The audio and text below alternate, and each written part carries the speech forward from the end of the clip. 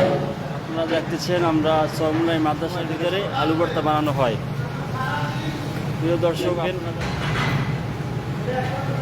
আজকে এই ভিডিওর ভিতরে পুরোপুরি আলু ভর্তা বানানো যেভাবে হয় ছাত্রদের জন্য। এই দেখেন আলু ভর্তার ভিতরে মরিচ, নুন, তৈল দেওয়া হয়েছে।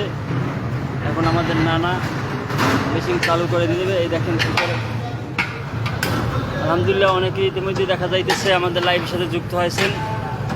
সবাইকে অনেক অনেক ধন্যবাদ। আশা করি সবাই লাইভটি শেয়ার করে দিবেন।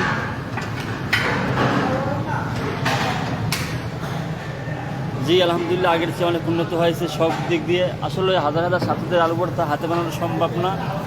আপনারা জানেন চরমোনাই প্রায় ইতিমধ্যে 5,000-এরও বেশি ছাত্র একসাথে প্রতি ওক্তে খানা খায়।